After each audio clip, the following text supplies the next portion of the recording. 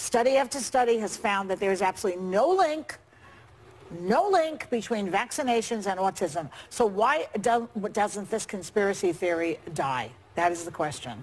A respected pro-vaccine medical expert used by the federal government to debunk the vaccine-autism link says vaccines can cause autism after all.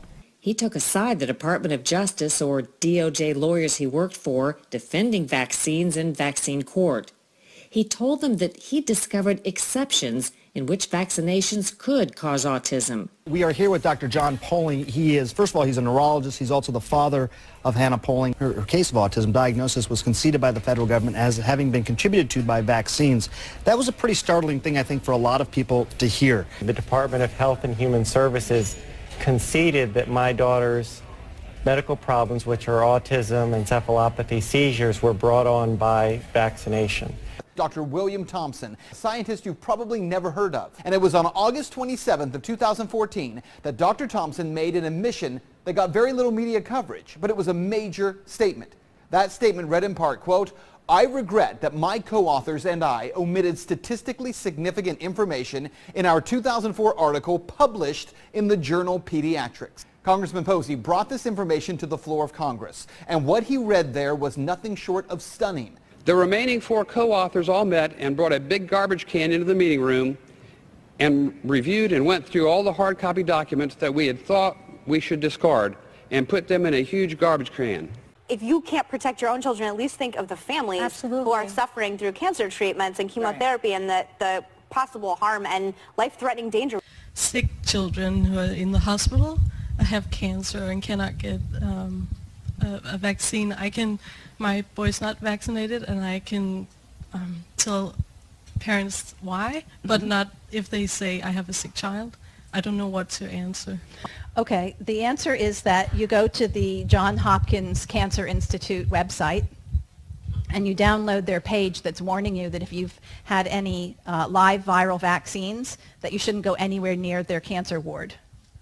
So how many kids are walking around right now having sniffed a live influenza vaccine or having had rotavirus vaccine and the shedding through the stool? How many measles, mumps, rubella vaccines? You know, we've got a lot of live vaccines. People who have immune system depression, they're not just susceptible to vaccine preventable diseases. If you look at say the pertussis, the whooping cough, that vaccine actually makes the people who are vaccinated silent carriers. Whereas if you're recovered from pertussis, you've had the natural disease, they can't even culture bacteria out of your lungs if you're re-exposed. So this whole, I've got to protect the vulnerable children with vaccines, it doesn't make scientific sense. It doesn't make immunological sense. There's always a little grain of truth to these things that they say, and that if your vaccine works, which they usually do for a short period after they're given, then you might prevent that particular disease to that cancer-affected child. But that cancer-affected child is also exposed to its own bacteria. They can become infected from their own intestinal bacteria. It happens all the time. Their own skin bacteria, from viruses that there's no vaccine for. So those kids do need to be protected, but the real question is, why do these kids have so much cancer today? Ask that 70-year-old teacher how many people they've known in their lifetime back then with kids with cancer. Today, cancer institutions with billions of dollars of funding are cropping up all over the earth. They're the most highly funded parts of most hospitals.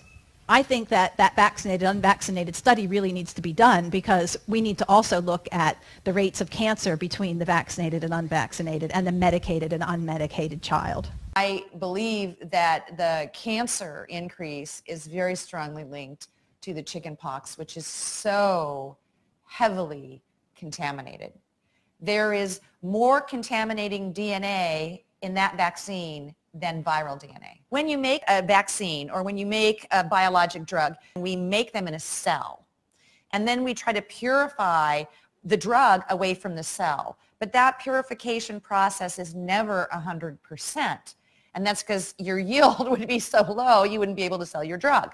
So there's leftover DNA from the cell line and cellular debris. And it can be readily taken up by adult stem cells. For whatever reason, they readily take up DNA fragments and insert into the genome and cause mutations.